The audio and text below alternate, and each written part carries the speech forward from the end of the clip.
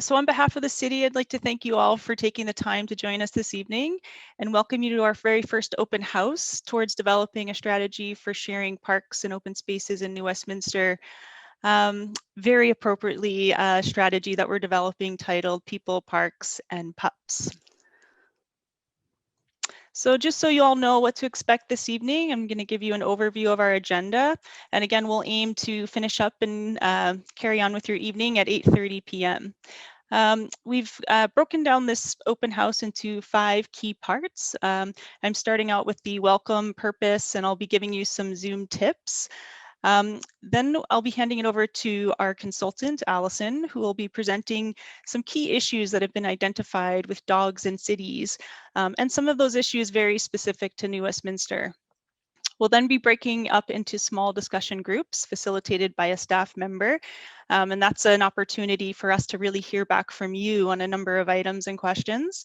And then we'll be asking a rep from each of those groups to report back to the larger group. So we'll be really interested to hear what everybody was talking about in those smaller group discussions.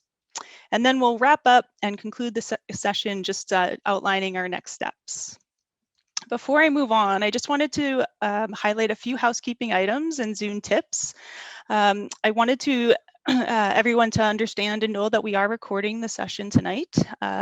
This 25-minute presentation will be posted on the city's Be Heard New West page.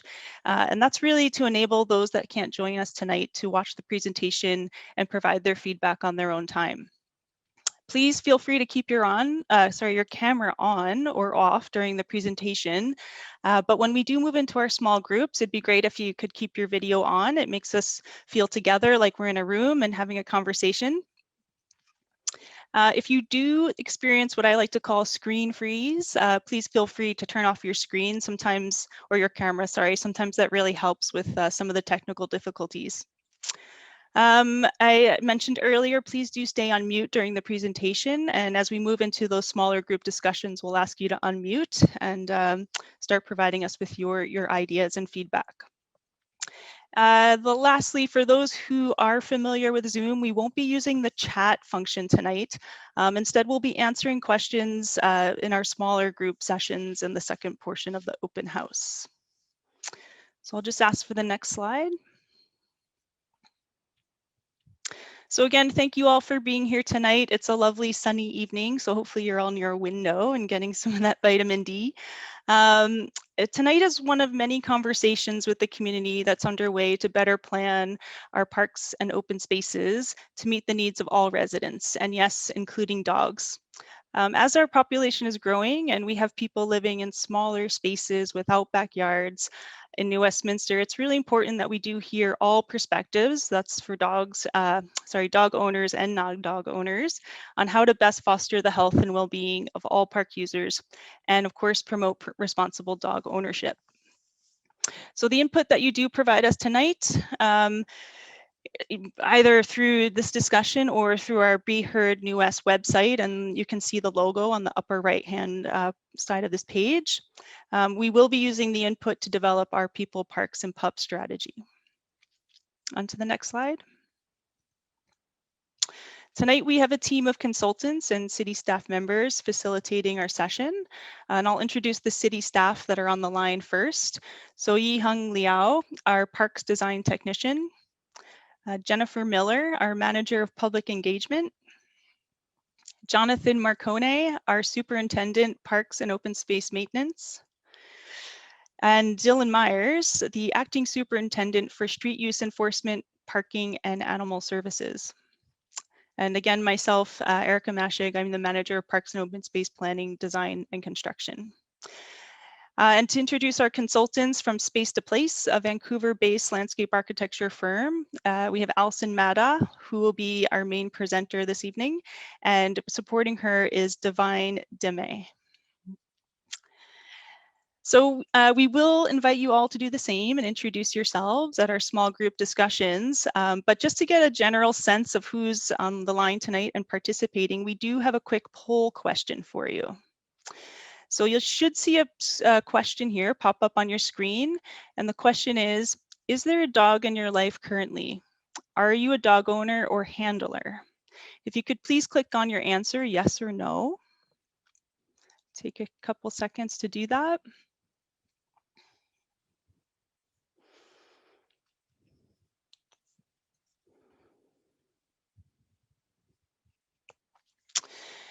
So interestingly, it looks like we have 72% of the folks participating tonight are dog owners or handlers, and approximately 28% are not. So really proving the point here that we do need to have a good balance of both dog and non-dog owners participating in this conversation.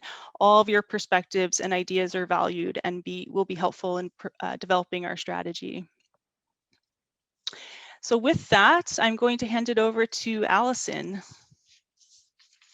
Hi, thank you for that introduction, Erica. So as Erica was saying, we have been engaged to develop a 10-year strategic plan called People, Parks, and Pups that will help guide the planning, design, and management of dogs in our city. And this strategic report will include assessing need, designating space, and then looking at how we can really attract use and manage that use, and then working together in terms of educational initiatives and stewardship of these places so that they can really be successful. So through this framework, we're going to be looking at precedents, best management practices, and we'll be providing recommendations. So then this report will act as guidelines that the city can use when they do move to introduce new designated dog off-leash areas. So Space to Place has been engaged in a few dog off-leash strategies for the city of Surrey, the city of Edmonton, and most recently for the People, Parks, and Dogs strategy with the Vancouver Park Board. This evening we'll be having a presentation. We'll be taking about 25 minutes for this. And during this, we're going to provide context for the strategy report and a brief analysis of the existing off-leash areas in the city. And then we're really looking at key considerations for park space so that they can be successful for both those with and without dogs in the city. And within that, looking at size and typologies and amenities, boundaries and adjacencies, waste management, licensing, and working together. But the main part of our session here this evening is really to hear your voice. And so we'll be organizing it into small group discussions later following the presentation. And then after those conversations, we'll report back to the larger group. So in those small group discussions, we're going to be asking, when considering people with and without dogs sharing park space in our city, what is working well and what isn't working so well, and what improvements might be made. Now, we have heard a little bit so far. This is not a comprehensive overview by any means, but just some notes from city staff that we've met with, and also we've formed an advisory group and met with them as well. And so in terms of designating space, we've heard that it's quite important as a consideration also for people who are not wanting to encounter off-leash dogs in parks. And so having designated off-leash areas can help share that park space. And also making sure that these spaces are really attractive so that they do invite use. And what that means in terms of durable surfacing, not having muddy fields necessarily. Also hearing that other amenities like lighting and water for dogs are really great to have. Looking also at managing these park areas, obviously dog waste is one of the key challenges for the success of having dogs in our cities. And also looking at working together in terms of signage and educational initiatives and how we can work, the city can work with the community in terms of stewarding these spaces. This is an overview of our project timeline. So we've been completing some inventory and analysis of the existing off-leash areas in the city. We've been doing some research and also sharing those results with city staff and the advisory group, and then with you here today at this open house event. And so this is when we're first coming to get input from you in terms of what's important when considering shared park space. And then we'll develop draft guidelines, and we'll return to you in a second virtual open house, which we expect to hold this summer. And again, looking for feedback on those draft guidelines before we finalize that in a report that will go to council. So the demand for off-leash areas is rising. The number of households with children is relatively equal to the number of households with dogs when looking across Canada. This is really impacting how our parks are currently designed. So dog off-leash areas are among the fastest growing park amenities. Also, I just want to pause here for a moment to say that the material presented with here tonight will be available on the Be Heard New West website. So if any of this material, if I'm going too fast or it's something that you'd like to take a closer look at, you are more than welcome to do so. Please do so. So this launches us into our second poll question for the evening. And I'll just launch that now. So again, this will come up on your screen. To what extent do you agree with the following statement? Dog off-leash areas are an acceptable use of public parks. So as people are answering, I'll just let you know, there's going to be 6. So this is the second of 6 polling questions throughout this presentation.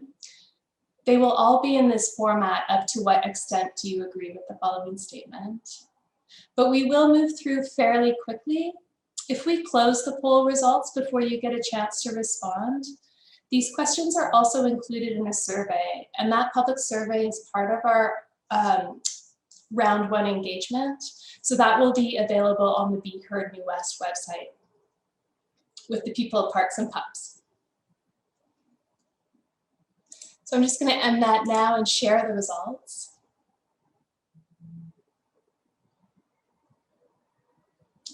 And then we'll return to our presentation.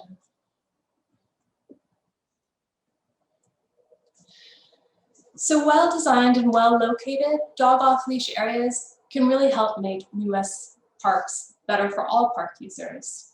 And so as we develop a strategy, we'll really be looking at the planning aspects, the design, and the management of these spaces.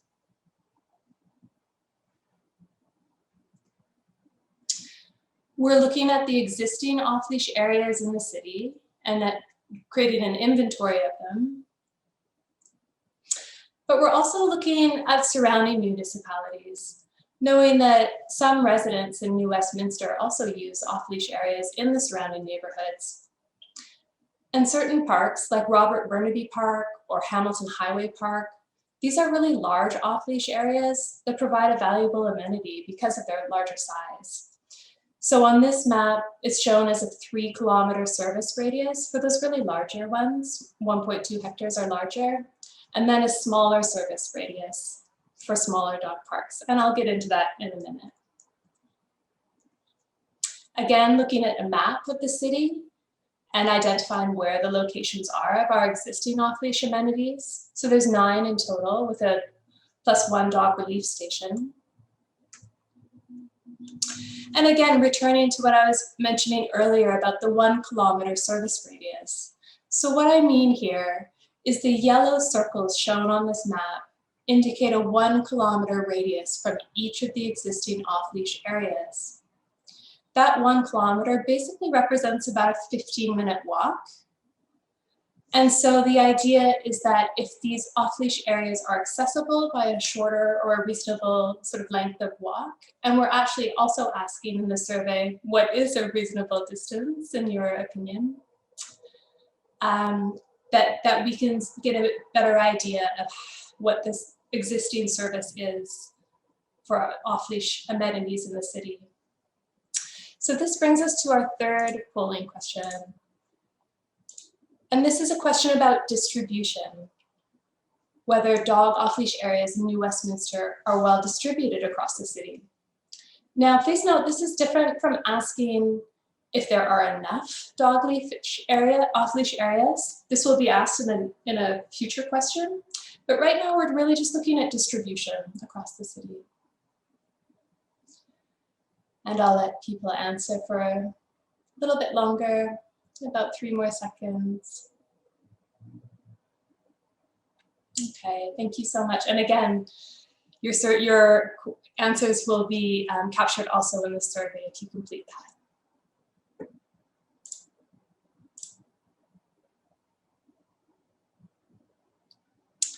Okay, and I'm going to stop sharing those results and move on. So when looking at our existing off-leash dog areas in the city, one metric we can use to assess these off-leash areas is looking at how much park space is allocated within each municipality and what percentage of those park spaces is dedicated for dog use. So relative to other municipalities, you can see New Westminster here at 1.6%. That's a percentage, again, of existing park space. So we sit relatively low compared to Vancouver and relatively high compared to Burnaby. Now we can zoom in a little bit and look at the 5 different zones within New Westminster and see that the West End has 3.7% of its park space dedicated to off-leash areas, whereas Queensborough has 0.4% of its park space dedicated to off-leash areas. We can also look at population density and where people are living in the city relative to where these off-leash areas are. So this is looking at 2016 census data. And when we take that, I'm going to break this diagram down a little bit, but when we look at that a little bit further, this is returning to those 1 kilometer service radius around each off-leash area. So these numbers here indicate the number of people that are living within a 1 kilometer distance of each off-leash area and the number of licensed dogs. Of course, licensed dogs, I'll get into this in a minute, that doesn't mean that that's how many dogs are in that area. We recognize that. So this comes to the 4th polling question. And it's, to what extent do you agree with the following statement? There are enough places for dogs to be off-leash in New Westminster.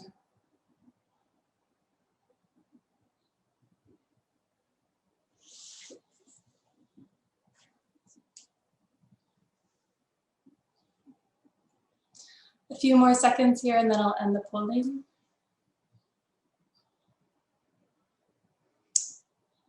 Thank you for that.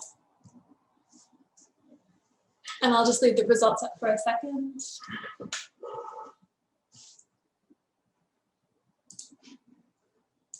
All right, so now that brings us to size and typologies. So when planning for dog off-leash areas, we have to look at what size is appropriate for these spaces. So there's a lot of recommendations, and we're looking at minimum size recommendations from across different municipalities in North America. But this one comes up quite a lot, is that minimum 1 acre or 0.4 hectares. Now this is about the size of a softball field. It's also about the size of Hume Park off-leash area, if that one's familiar to you. Another interesting recommendation, and this is from the Association of Professional Dog Trainers, is that it's preferably not a square area, but that is oddly shaped. And so this adds more variety, more interest, maybe more longer spaces for fetch running. So in this spectrum of planning for off-leash areas, there's a balance between more small off-leash areas or fewer but larger off-leash areas. Now, given the land constraints that New Westminster has, we're more weighted towards the smaller off-leash areas. But then there's certain considerations that come along with that as well, in terms of durability of surfacing because of concentrated use, and also having amenities to really engage interest and make them inviting to use. So the strategy right now, again, this is draft, we're looking for your input, but is proposing the following typologies: that there would be dog relief stations, and I'm going to speak to those on the next slide. Pocket parks, So 0.08 to 0.15 hectares, so about the size of 2 basketball courts at a minimum to a hockey rink size. And then the neighborhood typology, which would be hockey rink size to soccer field size. And this brings us to poll question 5, which addresses whether dog off-leash areas in New Westminster are of adequate size.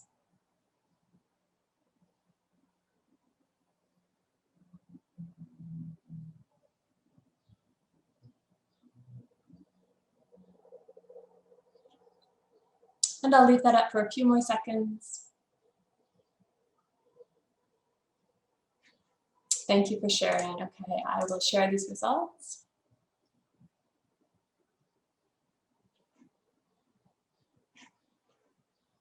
And I'll start that.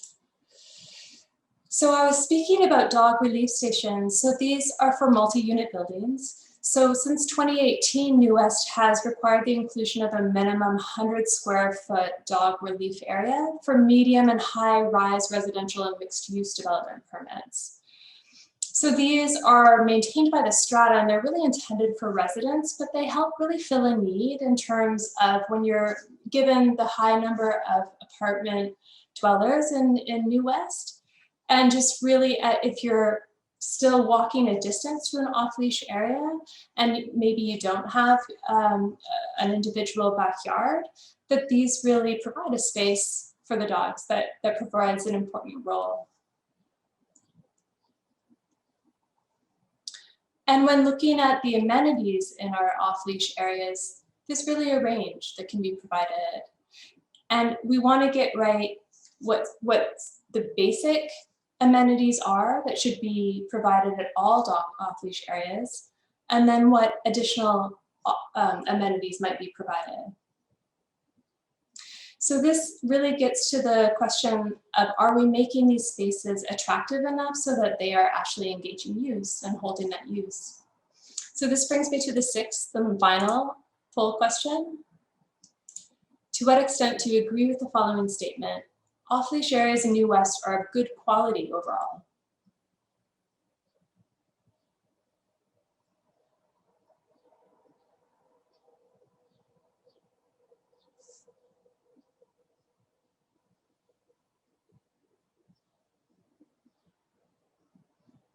Great, and a few more seconds. Thank you, and I'll just share the results.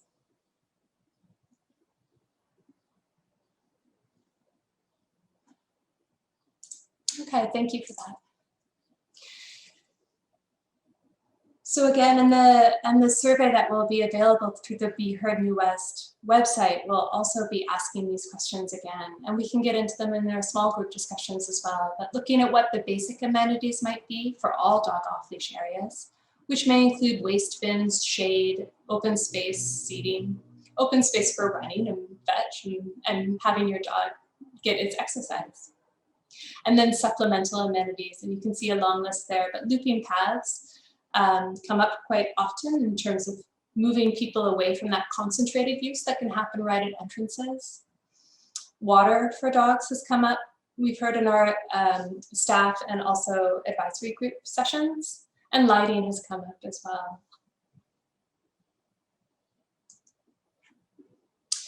The strategy will also be looking at boundaries and adjacencies. So looking at secured fencing. Now, currently all of New West's dog off-leash areas are entirely closed by fencing. But looking at what situations where there might be alternates considered. And so often that an alternate to fencing is when there's a lot of space, so a generous setback. But again, when there's tight space and there's adjacent uses to be considered, such as obviously playgrounds or community gardens or sports fields, there's different park uses where we need to consider what fence situation or what boundary is appropriate. When considering residential adjacencies, often noise is the main concern. Again, generous setbacks is the key mitigation tool for this, but we're also looking for ideas for what other tools might be effective. So looking at solid fencing or large mounds, the use of topography, vegetation. Signage in this case refers to hours of use, for example.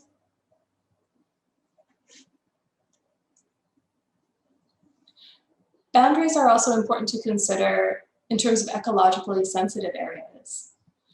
So what areas need to be more protected in terms of its vegetation or water, in terms of habitat and how dog access might impact that. In addition, when we're considering providing new off-leash areas, what environmental protection criteria should be considered?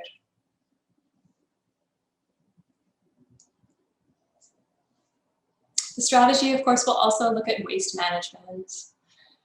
And as we've heard in other municipalities, and certainly from the advisory group and the staff so far, that managing dog waste is the #1 challenge with dogs in New Westminster. You may be aware that Metro Vancouver has a separated dog waste program. So those are those bright red dog waste bins that you may have seen. So these, instead of having the dog waste go to the landfill, these instead transport the dog waste to the Iona wastewater treatment plant, so along with other municipal sewage. And this, by doing this, we avoid the methane gas that is associated with dog waste in the landfill. And there's been a number of municipalities that have adopted this model. Now, sending the dog waste to the wastewater treatment facility requires actually removing the waste from the plastic bags. So that is a cost. There's Metro Vancouver engages a private company to do this. And there is a significant cost that goes along with that work. In addition, when we think about waste management, we also have heard interesting feedback on the biodegradable bags. That really this leads, that for other municipalities, including Metro Vancouver, this seems to encourage people to be under the understanding that the bag and the waste together will biodegrade or decompose of its own accord. And so often these bags are left in park spaces or on the ground. You may have noticed this. I'm nearly 100% sure you have noticed this. And so maybe there's some education, a piece that might be beneficial there in terms of addressing that. The strategy will also look at licensing numbers. And municipalities across North America really struggle to get accurate numbers of dogs in their cities. So you can see in this graph that it actually looks like New Westminster's dog population is declining, but we really don't believe that that's the case. And it'll be interesting to see after 2020, 2021 with COVID, what that, if we see the numbers reflect an increase in dog population. But one of the key reasons for having accurate numbers is it really helps plan for and manage shared park space and to effectively allocate resources as well.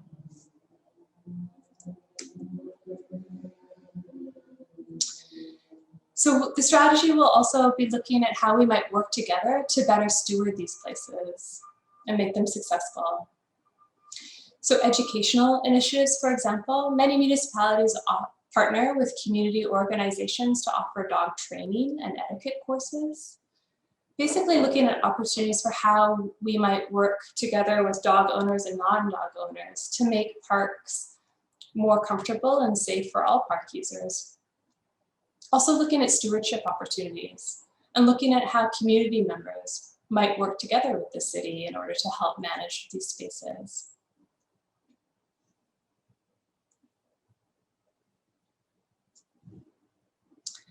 We're going to be moving in a moment to the small group discussions.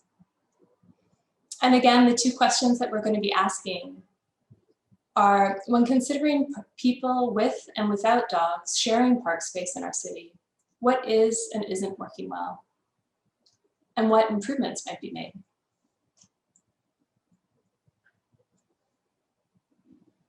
And then these are also just some now for us to keep in mind as we move into our discussions. Keep in mind that we'll now have a chance to introduce ourselves to each other, and then we'll be coming back to the larger group to report back and to give a summary of next steps before closing. So now you'll be invited into your small group. Thank you.